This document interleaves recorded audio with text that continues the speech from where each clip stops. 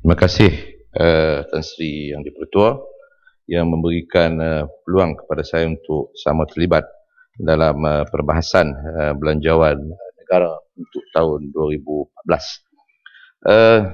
Saya mengharapkan belanjawan yang telah pun dibentang oleh Yang Berhormat Perdana Menteri dan juga Menteri Kewangan ini dengan sejumlah wang yang begitu besar, dan kita mengharapkan bahawa supaya seluruh jentera kerajaan ini dapat memanfaatkan peruntukan belanjawan yang telah pun dikemukakan itu untuk memastikan supaya ianya benar-benar dapat memberikan manfaat yang besar kepada masyarakat dan rakyat dalam negara kita, dan supaya pihak kerajaan dan seluruh kementerian dan jabatan serta agensi kerajaan mestilah mempunyai perencanaan dan perancangan yang rapi dalam memastikan pelaksanaan projek-projek pembangunan yang nak dibuat untuk kepentingan masyarakat dan rakyat dalam negara kita. Saya menyebut ini Tan Sri kerana dilihat bahawa daripada laporan Ketua Audit Negara saban tahun berlaku ketirisan dan kebocoran yang menyebabkan kita kehilangan wang yang begitu besar dengan jumlah yang berbilion-bilion ringgit yang sepatutnya bahawa itulah wang yang boleh menampung perbelanjaan yang lebih besar untuk memberikan manfaat kepada kehidupan rakyat.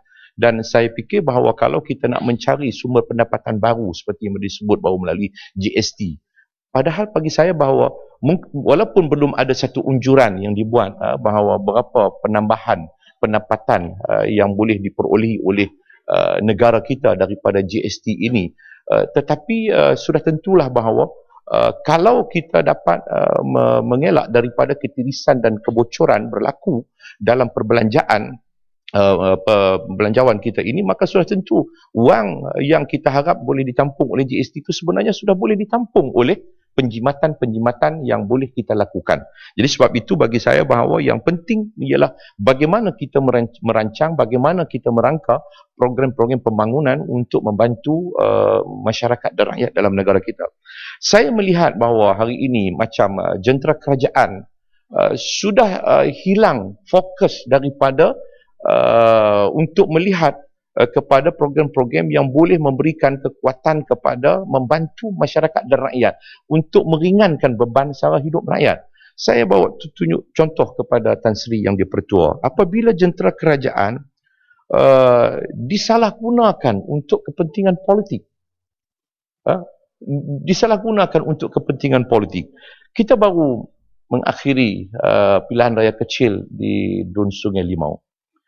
Ini saya katakan bahawa seolah-olahnya sepanjang 2 minggu ni Putrajaya dipindahkan ke Sungai Limau. Putrajaya dipindah ke Sungai Limau. Jadi saya katakan bahawa ini saya katakan yang akan mengakibatkan ketirisan dan kebocoran akan terus berlaku. Sebab saya lihat bahawa program-program yang diadakan di Sungai Limau, saya percaya bahawa ini bukan program-program yang termasuk dalam perencanaan dan perancangan yang telah pun diplankan. Sebelum berlaku kekosongan kerusi, tak ada pula fikir nak turun buat festival rakyat, buat KCT, mini KCT, nak buat itu, nak buat ini. Itu tak kira lagi liga nitik dalam medang. Saya katakan bahawa ini penyalahgunaan jentera kerajaan. Yang kita melihat bahawa dibuat program-program, projek-projek yang dibuat, program-program yang dibuat itu tidak menyentuh soal bagaimana nak membantu masyarakat dan rakyat setempat dalam nak membangunkan taraf hidup mereka. Sedang saya nak sebut kepada Tan Sri Yang-di-Pertua, Sungai Limau adalah persekitaran sawah padi. Yang pergi buat kursus binaan. Boleh mencelah, yang bertepat. Ya, sekejap. Yang pergi buat kursus binaan untuk kontraktor ni nak buat apa? Sawah padi. Saya tak boleh fikir apa kena mengena dengan kalau dia pergi buat kursus untuk bawa traktor. Menasabah juga. Kursus bawa traktor. Traktor maknanya traktor untuk nak bajak sawah. Hijrah yang bermakna. Ya. Hijrah. Kalau hijrah pun biarlah hijrah pergi betul Kita ni hijrah ni dia makin merapu. Kita menyambut bulan mahal hijrah. Ya. Sebab itu bagi saya bahawa saya lihat bahawa sampai kepada poin buat kursus binaan untuk kontraktor. Saya jumpa bukan kontraktor daripada Dun Sungai Limau. Kontraktor daripada Kubang Pasu. Mereka jumpa saya. Allah, kami kena pergi. Kena datang juga. Kena hadir kursus ni. Sebab kalau tak hadir, nanti tak boleh sambung dia punya lesen. Jadi, saya katakan bahawa ini bukan membantu masyarakat setempat. Ini menunjukkan bahawa bagaimana sekadar untuk nak meramaikan dan akhirnya menyebabkan ketirisan dan kebocoran akan berlaku sebab faedahnya tidak akan dapat kepada rakyat. Betul, Fahad? Pokok senam, Tan Sri Yang di-Pertua, apa pandangan Pokok Senam kalau Pokok Senam melihat bahawa ini adalah merupakan suatu amalan biasa bagi UMNO BN dalam setiap kali pilihan raya kecil, bahkan dalam pilihan raya besar pun, pilihan raya umum. Dia mengkali menepati apa yang disebut dalam dia punya catchwordnya, UMNO dulu, kini dan selamanya. Terima kasih Pokok Senam. Terima kasih Batu Pahat. Terima kasih. Ini menunjukkan bahawa Barisan Nasional dia tak ada semangat nak berhijrah. Sepatutnya berhijrah, ketinggalan benda-benda hati elok tu. Jadi akhirnya tunggu wakil rakyat mati baru ada projek. Ini bahaya, Tan Sri. Kalau kalau Tan Sri mati tak apa, tak ada kosong kerusi yang menyebabkan perlu kepada pilihan raya semula. Cuma kita sedih lah, kita kehilangan seorang yang baik. Tapi saya nak sebut bahawa bagi saya bahawa seolah-olah kerajaan ni dasar dia pembangunan setempat itu hanya boleh dibuat apabila ada wakil rakyat mati. Jadi ini saya katakan bahawa kita akan laksanakan perkara-perkara yang tidak bertepatan berasaskan kepada perencanaan dan program pembangunan yang rapi. Ini kita pergi buat pengumuman. Kadang-kadang dia bersifat buat pengumuman, tetapi tidak menyelesaikan masalah rakyat. Projek pengumuman 17 juta projek pengumuman yang diumumkan oleh kerajaan. Pengumuman adalah satu projek sekarang ni. Pengumuman ialah satu projek baru bagi Barisan Nasional. Jadi bagi saya bahawa sepatutnya kerajaan dia kalau dia nak turun dalam kawasan pilihan raya kecil, betul niat nak membantu rakyat. Okey, di Dun Sungai Limau ialah kawasan Pak Tani. Okey, kita selesai masalah Pak Tani. Apa masalah Pak Tani? Apa masalah orang buat benang? Ini kalau cakap pilihan itik dalam bendang, nak buat apa? Orang Sungai Limau pun tak ligat itik dalam bendang dah. Itik duduk dalam kandang, duduk dalam pagar. Dia belah. Pergi rumah dia, ini duduk pilihan dalam bendang, nak buat apa? Jadi, saya nak cuba saya katakan kepada Tan Sri bahawa isu yang pertama, sebab itu saya nak minta penjelasan daripada pihak kerajaan. Masalah yang dinanti oleh Pak Tani sekarang ini ialah nak minta kenaikan subsidi harga padi. 23 tahun tak pernah naik subsidi harga padi. 23 tahun. Harga gula daripada tahun 1999 sampai yang baru ni 7 kali naik, Tan Sri. 7 kali naik harga gula. Bagi alasan harga gula kata untuk nak mengelak penyakit kencing mana. Pergi Sungai Limau, pergi jual pula harga gula RM1 sekilo. Saya pun tak boleh fikir. Pergi Sungai Limau, jual harga gula RM1 sekilo. Apa? Nak suruh daripada dapat kencing mana? Baguslah rezeki orang Sungai Limau, tapi selepas ni gula tu nak boleh tahan berapa lama? Bukan boleh tahan sampai berkurun-kurun. Bukan boleh tahan sampai 5 tahun akan datang. Jadi sebab itu saya katakan bahawa yang kita nak minta Pak Tani, saya nak minta kementerian, kepada kerajaan khususnya kepada Kementerian Pertanian. Pak Tani padi nak minta apa dia? Ialah kenaikan subsidi harga padi. Bukan banyak, Tan Sri, bukan banyak macam mana kenaikan harga gula 34 sen, 3.4 duit. Yang kita minta 12 sen. Kenaikan 12 sen daripada sekarang 25 sen 1 kilo kepada 37 sen 1 kilo. Kenaikan berapa? 12 sen. Takkan kedekut piang nak mampu kerajaan macam ni.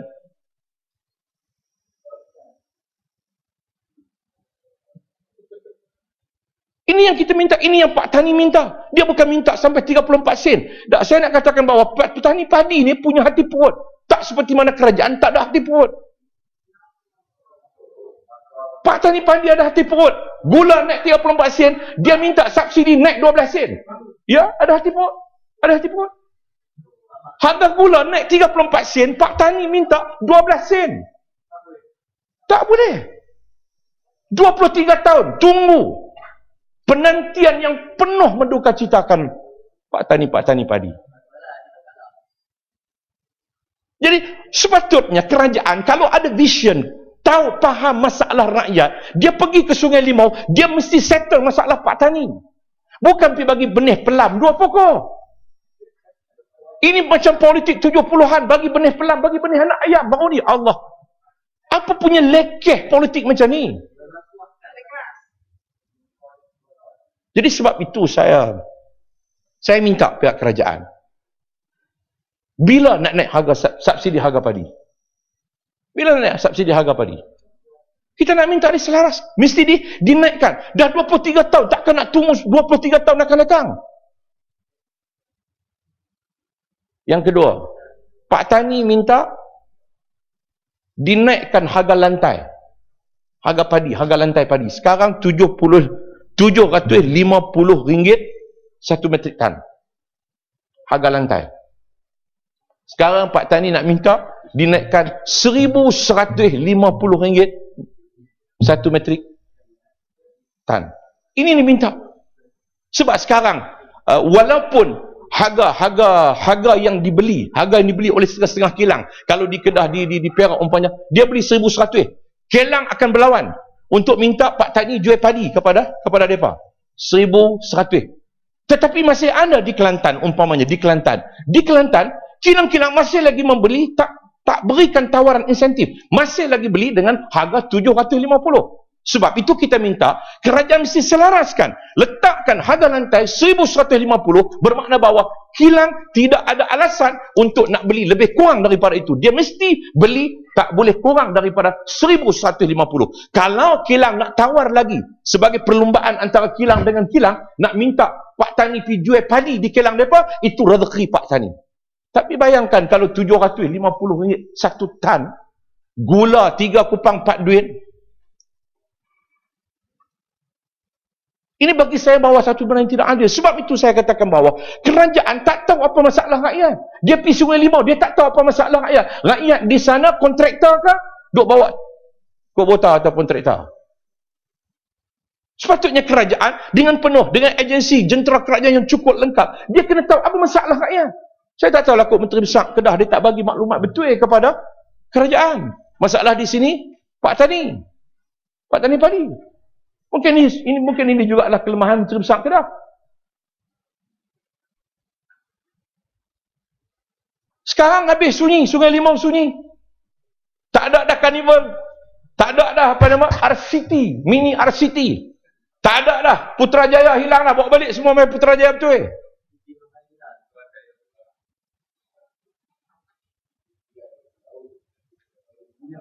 Senyap, sunyi, sepi. Tak ada pesta Liga Nitik. Tak, saya nak katakan bahawa akhirnya tinggallah Pak Tani padi di Dun Sungai Limau ni dalam keadaan berhadapan dengan kos sara hidup yang masih tinggi dan masalah yang dia hadapi tak diselesaikan oleh kerajaan. Sungai Petani. Oh, Sungai Petani. Tan Sri, terima kasih Tan Sri. Saya nak tanya Pokok Sena, sedakah Pokok Sena hampir tidak ada tanah yang terbiar dan kosong di Korea, di mana tanah-tanah tersebut yang tidak dibangunkan, ditanam dengan padi dan lain-lain hasil pertanian, kerana kerajaan memberikan subsidi yang cukup banyak. Ini menyebabkan petani-petani sana berlumba-lumba untuk bercucuk tanam dan tanah tidak terbiar. Apa pandangan Coach Nas? Ya, saya setuju dengan Yang Berhormat Sungai Petani bahawa itulah galakan kerajaan untuk memastikan supaya pertanian padi ini akan disertai oleh generasi baru, generasi muda. Sekarang Tan Sri, pertanian padi ini dia generasi tua. Sebab orang muda tak berminat. Bukan pasal berlemuh. Bukan pasal berlemuih, tapi pasal apa? Hasil pendapatan itu tak lumayan, tak berpatutan, tak berbaloi dengan kos sara hidup yang terpaksa ditanggung oleh kehidupan mereka. Sebab itu saya katakan bahawa kita tak mau nanti akhirnya bila tak ada generasi tua ni, generasi yang dah tua ni, akhirnya siapa nak buat benda? Siapa nak buat sawah padi? Dan akhirnya kita akan membangunkan dengan factory kilang dan sebagainya. Maka akhirnya kita akan kehilangan dari segi sebagai satu sumber permakanan. Tan Sri, Dun Sungai Limau ni saya nak sebut kepada kerajaan. Dun Sungai Kedah Jelapang Padi. Dun Sungai Limau ialah kawasan yang terbaik dalam negeri Kedah untuk menghasilkan padi. Sumbangan makan yang sangat besar. Tiba-tiba kerajaan pergi langsung tak menghargai pak tani padi. Ini bagi saya suatu benda yang cukup malang. Tanyalah Kementerian Pertanian, tanyalah MADA. Sungai Limau adalah salah satu daripada kawasan yang terbaik di negeri Jelapang Padi, menyumbang hasil padi yang sangat baik untuk sumber permakanan negara. Jadi saya minta supaya kerajaan bukan sahaja untuk pak tani di Sungai Limau, tapi untuk petani-petani padi di seluruh negara minta 12 sen. 12 sen yang kenaikan 12 sen dan juga harga lantai daripada RM750 satu metrik tan kepada RM1,150 satu tan. Masa yang berapa? Oh, masa cukup dah Tuan Sri. Berapa masa? Berapa masa? 15 minit ya. Allah minta maaf Tuan Sri, saya tak main lama. Saya tak tahu kata 15 minit. 15 minit. Baik. Jadi saya minta supaya pihak kerajaan untuk pastikan perkara ini berlaku. Kita tak mau dia pergi itu hanya sekadar untuk nak berpolitik guna jentera kerajaan. Saya balik kepada perkara pokok tadi. Kemudian masih lagi dengan amalan-amalan menyogok wang daripada Perhimpunan Agung UMNO kepada Sungai Limau. Ini budaya yang tak baik yang dibawa oleh Barisan Nasional daripada pemilihan UMNO baru-baru ini kepada amalan di Dun Sungai Limau. Kalau ikut pulai untuk nak menang naik presiden kena 13 juta. 13 juta nak menang naik presiden. 13 juta. Ikut Tun Dr. Mahathir, zaman dia pun bagi RM200 seorang. Ini masa anak dia bertanding, saya tak tahulah berapa banyak. Kalau pak bagi, anak pun mesti bagi lah. Walaupun tak menang, sebab nak dapat naik presiden. Jadi saya katakan bahawa janganlah bawa budaya UMNO ni kepada masyarakat kita. Kita nakkan politik yang berasaskan kepada kebijaksanaan, kekuatan, ketahanan daya fikir, bukan berasaskan pada provokasi dan sogokan yang diberikan kepada pengundi-pengundi. Ini tidak baik, yang akan melahirkan masyarakat Malaysia ni masyarakat yang boleh dibeli. Sekarang kita berhadapan dengan pengintipan daripada Amerika dan juga Australia. Apa akan jadi selepas ini ancaman apabila mereka datang untuk membeli rakyat yang akhirnya memboloskan pertahanan negara kita, membeli tentera kita, memboloskan pertahanan, membeli polis, memboloskan keselamatan negara kita. Ini sangat berbahaya. Sebab itu saya minta supaya pihak kerajaan menghentikan amalan. Kalau nak kekal pun biarlah dalam UMNO, kekallah amalan-amalan yang tidak sihat ni, tapi jangan bawa keluar daripada pemilihan UMNO untuk kepentingan rakyat. Tapi saya harap UMNO pun tinggallah pemilihan yang cara pemilihan yang tidak baik ini, seperti mana yang disebut oleh pengurusi jawatankuasa kira-kira keuangan negara, 13 juta untuk dapat tempat naib presiden UMNO, 1.6 juta untuk dapat tempat ahli majlis tertinggi. Saya kira ini perkiraan yang tepat, sebab dia pengurusi jawatankuasa kira-kira keuangan negara. Tentulah dia matematik dia hebat. Kalau tidak, tak gunalah nanti jadi pengurusi jawatankuasa kira-kira keuangan negara. Ini bagi saya bahawa suatu yang harus diberikan perhatian oleh kerajaan. Kemudian yang akhir saya nak sebut, Tan Sri, Pak Tan Sri dah bagi tahu kat saya, ini akhir betul-betul Tan Sri. Yang lain tu insya-Allah saya akan sebut pada peringkat jawatankuasa. Saya nak minta pihak kerajaan, khususnya pihak Kementerian Kesejahteraan Bandar dan Perumahan dan Kerajaan Tempatan, untuk berikan penjelasan atas perkiraan apakah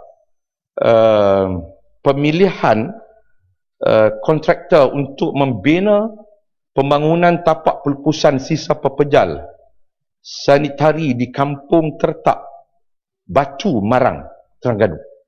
Atas perkiraan apa? Kebolehan, pengalaman apa? Sebab saya lihat bahawa harga yang ditawarkan ini 35 juta. 35 juta. Ini bagi saya bahawa satu yang tidak munasabah, sebab ada tawaran-tawaran yang lebih rendah daripada itu. Buat open tender ini satu benda yang baik, tetapi bila buat open tender kita pilih harga yang tidak sepatutnya, inilah yang akan menyebabkan ketirisan dan kebocoran berlaku. Saya nak minta supaya SPRM membuat satu penyiasatan yang rapi. Kenapa? Bagaimana? Seperti mana yang telah pun diumumkan, iaitu pada 23 September 2013 baru-baru ini, iaitu kerajaan mengumumkan syarikat Ajcorp Sdn Bhd mendapat tender projek yang saya sebutkan tadi sebanyak 35 juta. Sedangkan sepatutnya diberikan kepada syarikat-syarikat yang menawar antara lainnya antara 24 dan 25 juta sahaja. Ini perkiraan ini saya sudah buat dengan beberapa rakan-rakan di peringkat teknikal dan juga kawan-kawan yang tahu tentang harga ini. Maknanya ada syarikat yang menawar antara 24 hingga 25 juta. Sepatutnya inilah yang diberikan kepada syarikat-syarikat tersebut. Tiba-tiba ada syarikat yang diberikan, iaitu syarikat yang menawarkan harga pada 35 juta. Kalau tak diberikan pada 24 ataupun 25 juta pun, pasal apa tak beri pada 26, 32 juta? Pasal apa diberikan kepada syarikat yang menawar pada harga 35 juta? Dan saya anggap bahawa ini satu yang tak sepatutnya, dan saya minta penjelasan daripada pihak Kementerian Kerajaan Tempatan. Atas alasan apa dipilihkan dengan harga yang sedemikian rupa, dan saya minta SPRM untuk turut terlibat untuk menyiasat kes yang seperti ini. Jadi Tan Sri, saya ucapkan terima kasih kepada Tan Sri. Sejak bangsa.